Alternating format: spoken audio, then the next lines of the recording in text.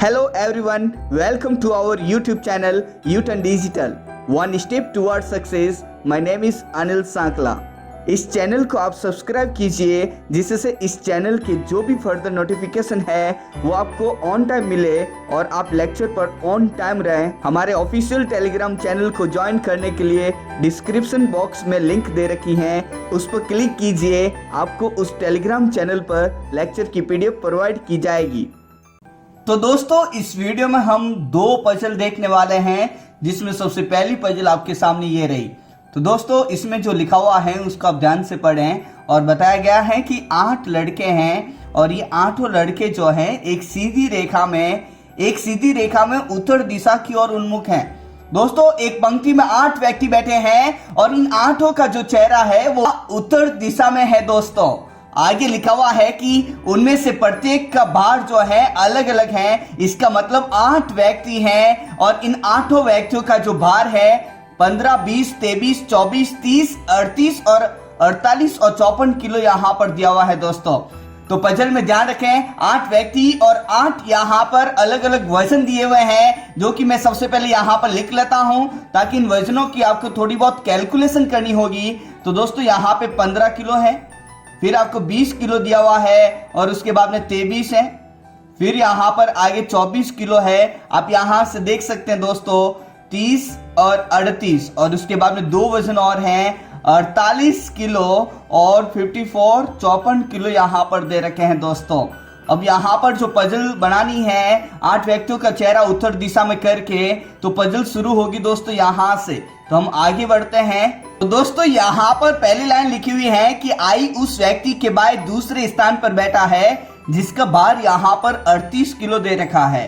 तो दोस्तों, 38 किलो का व्यक्ति कहीं पर भी बैठा हो, माना कि यहाँ पर एक व्यक्ति बैठा जिसका नाम हमको नहीं मालूम है, लेकिन उसका वजन जो है 38 किलो है दोस्तों। और इसने बोला कि बाईं और दूसरे स्थान पर। दोस्तों, बाईं और दूसरे स्थान पर, इसका मतलब एक छोड़ के और बाया मतलब यहाँ पर इधर, क्योंकि चेहरा इनका उत्तर दिशा में दे रखा है। तो यहाँ पर दोस्तों बैठा जो है वो आई बैठा है। तो 38 किलो वजन हम नीचे लिखेंगे और व्यक्ति का नाम हम ऊपर लिखेंगे। अब हम आगे बढ़ते हैं दोस्तों। आगे इसने बोला कि ए और जिस व्यक्ति का भार 30 किलो है उनके बीच में 3 व्यक्ति बैठे हैं। तो दोस्तों, आपको थोड़े हिंट भी जो है साइड में लिखने पड़ेंगे। यहाँ पर मैं हिंट के लिए यहाँ पर जगह बना लेता हूँ कि जो पजल बनेगी उसको हम यहाँ पर सेट करेंगे और जो पजल का पॉइंट सेट नहीं होगा उसको हम हिंट के तौर पे साइड में लिखेंगे। तो इसने बोला दोस्तों कि ए और 30 किलो वाले व्यक्ति के बीच में 3 व्यक्ति बैठे हैं। तो यहाँ पर ए लिखा, इधर मैंने कहीं 30 किलो का व्यक्ति आएगा तो वो लिखा और इनके बीच में 3 होंगे। लेकिन ये जरूरी नहीं है कि ए आगे लेफ्ट की तरफ होगा और 30 जो है पीछे राइट एंड की तरफ होगा। ये फिक्स नहीं है, ये आगे पीछे हो सकते हैं, लेकिन ये कंफर्म है कि इनके बीच में जो है 3 व्यक्ति बैठेंगे। दोस्तों, अब हम आगे चलते हैं। आगे इसने बोला दोस्तों कि टी आई का निकटतम पड़ोसी है। इसका मतलब ये है कि टी और आई जो हैं साथ साथ में बैठेंगे दोस्तों। लेकिन इसमें फिर से डाउटफुल केस हो गया कि टी आई लिखूं या फिर आई टी लिखूं, दोनों पास पास में है, तो ये अभी कंफर्म नहीं है। अब हम आगे बढ़ते हैं। आगे इसने बोला कि वह व्यक्ति जिसका भार 38 किलो वाले व्यक्ति से 14 किलो कम है। तो दोस्तों, 38 यहाँ पर है और 38 किलो से 14 किलो कम। तो यहाँ पर आपको कैलकुलेशन करना पड़ेगा कि 38 और जब मैं 14 कम करूँगा तो यहाँ पर जो वजन आएगा वो 24 किलो आएगा। तो इसने बोला वह व्यक्ति जिसका भार जो है 38 किलो वाले भार व्यक्ति से 14 किलो कम है। इसका मतलब वो कहना चाह रहा है वह व्यक्ति जिसका भार 24 किलो है वो व्यक्ति यहाँ पर 38 किलो वाले भार के दाएं से तीसरे स्थान पर बैठा है। आप थोड़ा सा ध्यान से पढ़े, यहाँ पर क्या लिखा हुआ है। 24 किलो वाले व्यक्ति का जो पोजीशन दे रखी है स्थिति, वो 38 किलो वाले भार के दाएं से तीसरे स्थान पर। तो दोस्तों, 38 यहाँ पर है और इसका चेहरा उत्तर दिशा में है, तो दाएं से तीसरा, इसका मतलब आपको 2 छोड़ के इधर यहाँ पर आपको 24 किलो लिखना ही पड़ेगा। दोस्तों, आगे लिखा हुआ है दोस्तों कि आई और पी के बीच में केवल 2 लड़के बैठे हैं। तो दोस्तों यहाँ पर दो लड़कों को बैठाना जरूरी है कि आई जहाँ पर भी होगा और पी जहाँ पर भी होगा, इनके बीच में दो लड़के बैठेंगे दोस्तों। तो ये वाले पॉइंट यहाँ पर मैंने हिंट के तौर पे साइड में लिख लिया है। अब हम आगे बढ़ते हैं। आगे लिखा हुआ है कि बी और पी के क्रमागत भार जो है में उनके बीच में 3 किलो का अंतर है। तो दोस्तों बी और पी के बीच में यदि 3 किलो का अंतर है और बी अगर पी से भारी है तो बी का वजन ज्यादा होगा। 3 किलो का अंतर दोस्तों, 15 और 20 में अंतर 5 का, 20 और 23 में यहाँ पर दोस्तों 3 का अंतर है। उसके बाद में इसमें कहीं पर भी जो है 3 का अंतर नहीं है। इसका मतलब बी और पी के बीच में 3 किलो का अंतर है और बी पी से भारी है तो बी दोस्तों 23 किलो का होगा और पी यहाँ पर 20 किलो का होगा।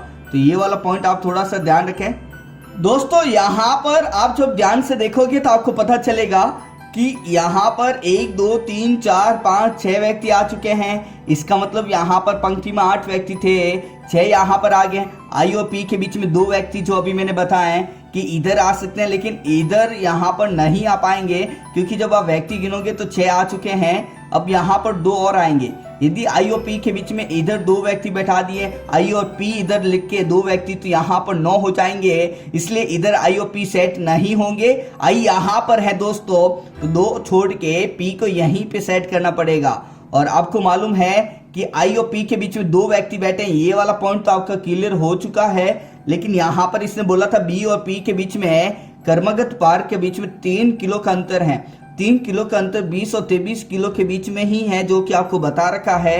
तो दोस्तों और बी पी से भारी भी है, इसका मतलब बी का वजन 23 होगा और पी का वजन यहाँ पर लिखा हुआ है 20 किलो होगा, क्योंकि इनका अंतर 3 किलो है। तो यहाँ पर पी के लिए दोस्तों 20 मैंने लिख लिया है। अब हम आगे बढ़ेंगे।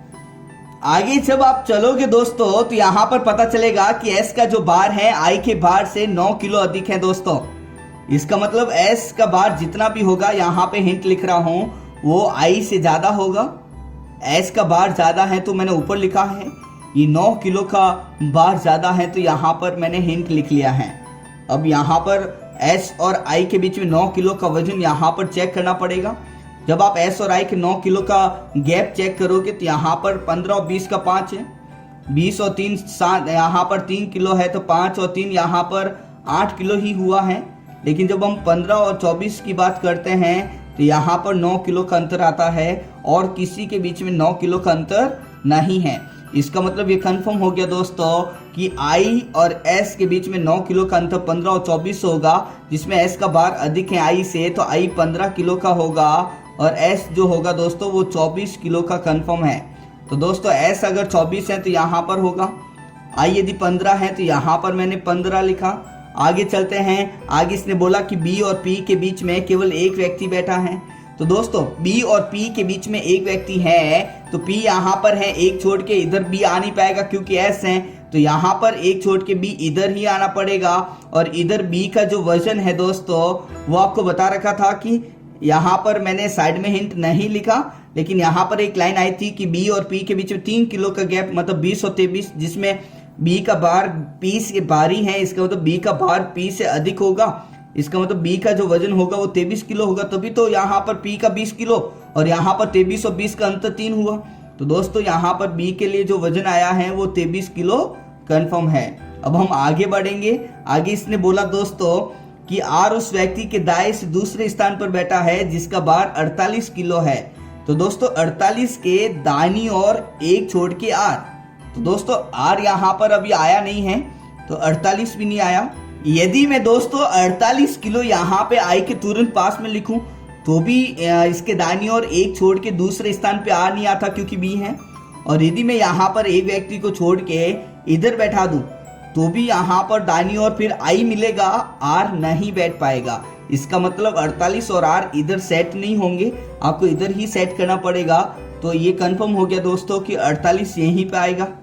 48 यहाँ पर आएगा तो उसके दाहिनी ओर एक छोड़ के दूसरे स्थान पे आर आना चाहिए।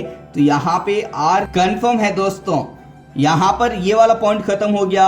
और आपको ये भी मालूम है कि टी और आई जो हैं एक दूसरों के निकटतम पड़ोसी हैं। तो यहाँ पर आई आ गया तो इसका मतलब इधर जो बचेगा वो यहाँ पर टी आपको बैठाना पड़ेगा।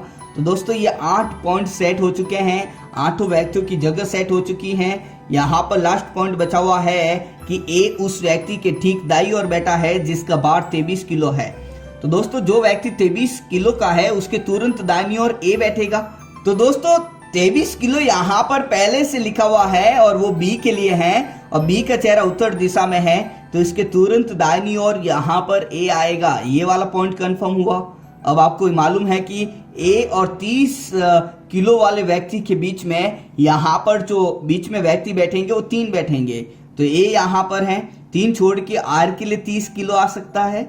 और यदि मैं इधर जाऊं तो 3 छोड़ के बी आई और टी यहाँ पर जगह है नहीं, इसका मतलब आर जो होगा वो 30 किलो का कंफर्म होगा। तो ये वाला पॉइंट भी आपका क्लियर हो चुका है। ये वाला पॉइंट आपका उसी समय सेट हो चुका था और ये भी हमने अभी कर दिया है। अब यहाँ पर जो व्यक्ति का नाम बचा हुआ है 8 में से, जिसमें 7 व्यक्तियों के नाम हमने लिख लिए हैं, एक व्यक्ति का नाम बाकी है, वो है एम दोस्तों। और यहाँ पर जो वजन आपके सामने दे रखे हैं, इन सभी वजन में से 8 में से 7 वजन यहाँ पर मैंने लिख चुका हूँ।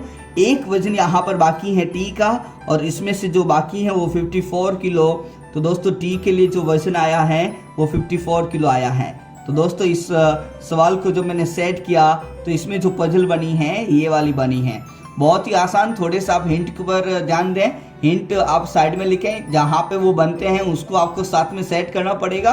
और इस पजल पे आधारित अब हम 5 सवाल देखने वाले हैं, जिसमें पहले 2 सवाल आपके सामने ये रहे। दोस्तों इसमें जो पहला सवाल है इसमें पूछा गया है कि एम का भार कितना है। तो जब आपने पजल बनाई तो आपके सामने ये वाली पजल बनी थी दोस्तों। इसमें एम का जो भार है वो 48 किलो है। तो यहाँ पर पहले का जो आंसर हुआ है वो आपका बी विकल्प होगा दोस्तों। अब यहाँ पर जो क्वेश्चन सेकंड है, इसने बोला कि जिस व्यक्ति का भार 23 किलो है। दोस्तों 23 किलो यहाँ पर बी का भार है, तो इसने बोला जिस व्यक्ति का भार 23 किलो है उसके संदर्भ में एस का स्थान बताओ। तो दोस्तों बी के संदर्भ में एस बताना है किस जगह पर है। तो मैं आपको बता दूं कि बी का चेहरा ऊपर उत्तर दिशा में है और ये बी का बाया है और ये बी का दाया है। तो बी के संदर्भ में 23 किलो वाले व्यक्ति के संदर्भ में एस का जो स्थान है वो दाहिनी ओर तो है, एस का स्थान दाहिनी ओर तो है, राइट में है दोस्तों, लेकिन 1, 2, 3 छोड़ के चौथे स्थान पे है। इसका मतलब एस जो है बी के दाहिनी और चौथे स्थान पे है। तो दोस्तों दाहिनी और चौथा स्थान यहाँ पर लिखा हुआ होना चाहिए। इसका मतलब सेकंड का जो आंसर आया है वो आपका डी यहाँ पर विकल्प हुआ है। तो दोस्तों उस पजल पे हमने 2 सवाल देखे हैं। अब आगे के 2 सवाल आपके सामने और ये रहे। दोस्तों तीसरा सवाल आपके सामने और इसने बोला कि निम्नलिखित में से लड़कों का कौन सा युग्म जोड़ा जो है अंतिम छोर पर बैठे हैं किनारों पे। तो दोस्तों किनारों पे जो बैठा है, एक टी बैठा है और एक आर बैठा है। तो टी और आर का जहाँ पे नाम लिखा होगा वही आपका बिल्कुल सही होगा। तो दोस्तों टी और आर में यहाँ पर जो विकल्प आपने ध्यान से देखा, इसमें आपका सी विकल्प बिल्कुल सही है, जिसमें टी और आर के बारे में बात हुई है। इसका मतलब तीसरे का जो आंसर हुआ है वो सी विकल्प हुआ है। अब हम चौथे सवाल को देखेंगे और चौथे में बोला कि निम्नलिखित में से कौन से लड़के का जो भार है वो 38 किलो का है। तो दोस्तों 38 किलो यहाँ पर जब आप ध्यान से देखोगे तो यहाँ पर ए का मिलेगा। तो दोस्तों 38 किलो का भार जो है ए के लिए आया है और ए का नाम यहाँ पर ए विकल्प में ही है। तो चौथे का जो आंसर आया है वो ए हुआ है। अब हम आगे बढ़ेंगे। क्वेश्चन 5 आपके सामने ये रहा। दोस्तों यहाँ पर जो 5वां सवाल है इसमें लिखा हुआ है कि निम्नलिखित 5 में से 4 किसी निश्चित रूप से एक समूह से संबंधित है। याद कीजिए कि कौन सा एक उस समूह से संबंधित नहीं है। 4 विकल्प जो है किसी न किसी वे से सेम है, एक विकल्प उन चारों जैसा नहीं है। आपको उसी का पता लगाना है दोस्तों। तो यहाँ पर P है और उसकी एज यहाँ पर 20 दे रखी है। R की जो एज है दोस्तों यहाँ पर 30 है। M की जो एज आपने निकाली वो 48 है दोस्तों। S की एज जब आपने निकाली तो वो 24 है और B की जो एज आपने निकाली तो यहाँ पर 23 है। जब आप इसको ध्यान से देखोगे तो आपको पता चलेगा कि पहले 4 ऑप्शन ABCD ये सम संख्याएं हैं दोस्तों। सम संख्या का मतलब होता है दोस्तों इवन नंबर, एक ऐसी संख्या एक ऐसी संख्या जिसमें केवल 2 का भाग पूरा जाता है। दोस्तों यहाँ पर सम संख्या का मतलब 2 का भाग पूरा जाता। यहाँ पे यदि 2 का भाग पूरा नहीं जाता तो वो ओड विषम संख्या होगी, और 4 यहाँ पे सम है और 1 विषम है। दोस्तों विषम के साथ साथ विषम का मतलब होता है दोस्तों ओड नंबर, और आप इसको ऐसे भी बोल सकते हैं कि ये 4 जो है यहाँ पर भाज्य संख्या है। यहाँ पर भाज्य का मतलब नॉन प्राइम है, लेकिन 23 जो है प्राइम नंबर है। दोस्तों प्राइम नंबर का मतलब होता है अभाज्य संख्या, एक ऐसी संख्या जिसमें खुद का और एक का ही भाग जाता है। इसलिए 5वें में जो आंसर होगा वो आपका ई विकल्प हुआ है। अब दोस्तों हम आगे बढ़ेंगे और नेक्स्ट पजल आपके सामने ये रही। दोस्तों यहाँ पर जो सेकंड पजल है इसमें लिखा हुआ है कि 8 व्यक्ति एक वर्गाकार मेज के चारों ओर बैठे हैं। तो दोस्तों मैंने यहाँ पर वर्गाकार मेज बना ली है, और जैसा इसने बोला कि 4 जो है कॉर्नर पर बैठे हैं और चेहरा इनका केंद्र की तरफ है, और 4 जो है भुजा के मध्य बैठे हैं और चेहरा इनका बाहर है। तो दोस्तों 4 यहाँ पर कॉर्नर पे हैं और 4 यहाँ पर बीच में है।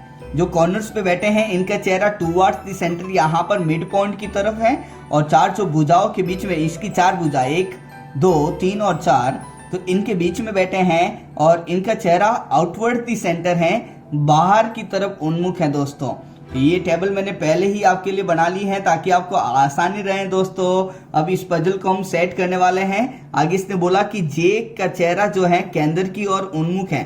तो दोस्तों यहाँ पर जे केंद्र की तरफ चेहरा है, इसका मतलब किसी न किसी किनारे पे बैठा है। तो मैं एक किनारे से शुरू करता हूं। तो दोस्तों यहाँ पर मैंने जे को बैठाया।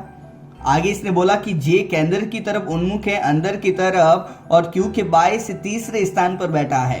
तो दोस्तों पहली बात तो ये कि तीसरे का मतलब होता है 2 छोड़ के। तो इसका मतलब या तो 2 छोड़ के क्यू यहाँ पर आएगा या फिर 2 छोड़ के क्यू यहाँ पर आएगा। लेकिन इसने बोला कि जे क्यू के बाईं ओर है। क्यू अगर आपने यहाँ पर लिखा तो चेहरा इसका बाहर हो जाएगा, ये इसका बाया इधर ऊपर हो जाएगा और दाया दोस्तों नीचे हो जाएगा। और ये क्यू यहाँ पर बैठाने से क्यू के दाहिनी और तीसरे स्थान पर जे आ जाता है, जो कि गलत हो जाएगा। तो दोस्तों इसका मतलब ये यहाँ पर क्यू कंफर्म है। तो ये पहला पॉइंट आपका सेट हो चुका है। अब हम आगे बढ़ेंगे दोस्तों, और आगे इसने बोला कि पी केंद्र की ओर उन्मुख है और क्यू का निकटतम पड़ोसी नहीं है। दोस्तों पहली बात ये कि पी का चेहरा यदि केंद्र की ओर है तो किसी न किसी किनारे पे ही होगा, और इसने बोला कि वो क्यू का निकटतम पड़ोसी नहीं, तो इसका मतलब इस किनारे पे और इस किनारे पे क्यू के पास में नहीं होगा। तो पी के लिए जो जगह बची है वो यहाँ पर ही आएगा पी। तो ये वाला पॉइंट भी आपका क्लियर हो चुका है। अब आगे बढ़ेंगे दोस्तों। आगे इसने बोला कि क्यू और आर के बीच में केवल एक व्यक्ति बैठा है। तो दोस्तों क्यू यहाँ पर है, आर मैं इधर भी बैठा सकता हूँ एक छोड़ के और इधर भी। इसका मतलब यहाँ पे आपको हिंट लिखना पड़ेगा, क्योंकि यहाँ पर 2 केस चालू हो गए। तो क्यू और आर के बीच में जो व्यक्ति बैठेंगे वो एक व्यक्ति यहाँ पर बीच में आएगा ही आएगा। आगे चलते हैं। आगे इसने बोला कि एम के दाएं से दूसरे स्थान पर है जो केंद्र की ओर उन्मुख है। तो दोस्तों केंद्र की ओर यहाँ पर जो लिखा हुआ है और जो आया यहाँ पर के लिए, तो के जो है या तो इस किनारे पे होगा या फिर इस किनारे पे। बाकी 2 किनारे तो यहाँ पर फुलफिल हो चुके हैं, तो के यहीं कहीं आएगा एम के दाएं दूसरे स्थान पर। तो दोस्तों के अगर मैं यहाँ पर लिखूंगा तो उसका मुंह अंदर तो बाया यहाँ पर पी और इसके दाहिनी ओर यहाँ पर आ जाएगा एम, लेकिन के यहाँ पर बैठाने से उसके दाहिनी ओर मतलब इधर, और 2 इसका मतलब एक छोड़ के यहाँ पर एम आएगा नहीं। तो दोस्तों यहाँ पर के कंफर्म हो गया, चेहरा उसका केंद्र की तरफ उन्मुख हो गया, इसका चेहरा टुवर्ड्स द सेंटर है, इसलिए ये बाया हो गया और ये दाया हो गया दोस्तों। और इसके दाहिनी ओर दूसरा मतलब एक छोड़ के यहाँ पर एम आ गया है। तो ये वाला पॉइंट भी आपका सेट हो गया। आगे चलेंगे। आगे इसने बोला कि एल जे का निकटतम पड़ोसी नहीं है। इसका मतलब एल और जे साथ साथ में नहीं आएंगे दोस्तों। तो यहाँ पर एल लिखूं तो जे के पास में आ जाएगा, इधर एल लिखूं तो जे के पास में। इसका मतलब एल जो आएगा वो यहीं पे आएगा, क्योंकि एल जे का पड़ोसी नहीं है। तो ये वाला पॉइंट क्लियर हो गया। क्यू और आर के बीच में एक व्यक्ति बैठेगा, ये हिंट है। तो क्यू यहाँ पर इधर तो अब जगह नहीं है, तो आर यहीं पे आएगा। ये वाला पॉइंट भी आपका क्लियर हो गया दोस्तों। तो यहाँ पर 8 व्यक्ति में से 7 व्यक्ति बैठ चुके हैं, एक व्यक्ति का नाम बाकी है। तो दोस्तों इसमें से जो एक व्यक्ति का नाम बाकी है वो है एस। इसका मतलब एस यहीं पे आएगा। तो दोस्तों आपके सामने ये पजल बन चुकी है। अब हम इस पर आधारित 5 सवाल देखने वाले हैं, जिसमें पहले 2 सवाल आपके सामने ये रहे। दोस्तों यहाँ पर जो 6th सवाल है, इसमें बोला कि निम्नलिखित में से एस का निकटतम पड़ोसी कौन है। तो दोस्तों एस के बारे में आपको बताना है और एस यहाँ पर बैठा हुआ है दोस्तों, और एस के निकटतम पड़ोसी जे और पी यहाँ पर हैं। या तो जेपी लिख दो या फिर पी जे लिख लो। आप जब विकल्प को ध्यान से देखोगे तो आपको बी विकल्प यहाँ पर मिलेगा। तो 6th का जो आंसर हुआ है वो बी हुआ है दोस्तों। अब हम आगे देखते हैं क्वेश्चन नंबर 7, और इसने बोला कि पी के संदर्भ में, मतलब आपको पी से देखना है एल किस स्थान पर है। तो दोस्तों पी यहाँ पर है, इसका चेहरा केंद्र की तरफ सेंटर में है, तो ये लेफ्ट हो गया बाया और ये हो गया दोस्तों राइट दाया। तो पी के संदर्भ में एल किस स्थान पर है, तो हम कहेंगे तुरंत दाहिनी ओर है दोस्तों, ठीक दाहिनी ओर। तो यहाँ पर जो आपका 7th का आंसर हुआ है वो आपका ए विकल्प हुआ है। तो यहाँ पर मैं लिख देता हूँ ए विकल्प। तो इस पजल पर आधारित हमने 2 सवाल किए, आगे के 2 सवाल आपके सामने ये रहे। दोस्तों क्वेश्चन 8वां आपके सामने, और इसमें बोला गया है कि 5 विकल्पों में से 4 विकल्प निश्चित तरीके से एक समूह का निर्माण करते हैं और एक उस समूह से बिलोंग नहीं करता। आपको उसी को बताना है जो कि अलग है दोस्तों। तो यहाँ पर 5 विकल्प आपके सामने S L R M Q का नाम लिखा हुआ है। जब आप ध्यान से देखोगे तो एस का चेहरा यहाँ पर बाहर की तरफ है दोस्तों, एल का चेहरा भी बाहर है, आर का चेहरा भी यहाँ पर आउटवर्ड दी सेंटर बाहर है, और एम का चेहरा जब आप देखोगे तो अंदर है, और क्यू का चेहरा बाहर। तो दोस्तों यहाँ पर एस एल आर और क्यू का चेहरा जो है वो बाहर की साइड है, लेकिन एम का चेहरा जो है वो केंद्र की तरफ है। इसलिए दोस्तों ये 4 एक तरीके के और ये एक अलग हो गया जो कि उन जैसा नहीं है। इसलिए 8वें का जो आंसर हुआ है वो आपका डी विकल्प हुआ है। अब यहाँ पर 9th क्वेश्चन लिखा हुआ है कि निम्नलिखित में से कौन सा व्यक्ति आर के विपरीत बैठा है। दोस्तों इसमें आर का विपरीत का मतलब उसके जस्ट सामने, तो आर कहाँ पर है आपको दिखेगा यहाँ पर बैठा, इसके विपरीत में इसका मतलब उसके सामने जो बैठा होगा इधर, वो आपको एल मिलेगा। तो दोस्तों 9th का जो आंसर हुआ है वो आपका सी विकल्प हुआ है। तो ये भी आपको समझ में आ गया होगा दोस्तों। अब लास्ट सवाल आपके सामने क्वेश्चन नंबर 10 ये रहा। दोस्तों यहाँ पर क्वेश्चन 10 आपके सामने है, और इसने बोला कि पी और एम के बीच में अधिकतम कितने व्यक्ति बैठा सकते हैं। तो दोस्तों जितनी जगह होगी हम उतने ही बैठा पाएंगे। तो यहाँ पर पी लिखा हुआ है, इधर एम है, इधर से देखोगे तो भी आपको 3 व्यक्ति मिलेंगे क्यू के और एल, और इधर देखोगे तो भी आपको 3 व्यक्ति बैठेंगे। इसका मतलब मैक्सिमम यहाँ पर 3 का केस है। तो दोस्तों 10th का जो आंसर हुआ है वो आपका बी विकल्प हुआ है। तो आपको ये दोनों पजल समझ में आई होगी। Thank you students for watching this video. हमारे ऑफिशियल टेलीग्राम चैनल को ज्वाइन करने के लिए डिस्क्रिप्शन बॉक्स में लिंक दे रखी है, उस पर क्लिक कीजिए। आपको उस टेलीग्राम चैनल पर लेक्चर की PDF प्रोवाइड की जाएगी। अगर आपको ये वीडियो पसंद आए तो इस वीडियो को लाइक कीजिए। अगर आपको इस वीडियो से हेल्प मिलती है तो इस वीडियो को आप अपने साथी स्टूडेंट्स के बीच में भी शेयर कीजिए, ताकि उनको भी इस वीडियो से हेल्प मिल सके। इस चैनल को आप सब्सक्राइब कीजिए, जिससे इस चैनल के जो भी फर्दर नोटिफिकेशन है वो आपको ऑन टाइम मिले और आप लेक्चर पर ऑन टाइम रहें। Thank you.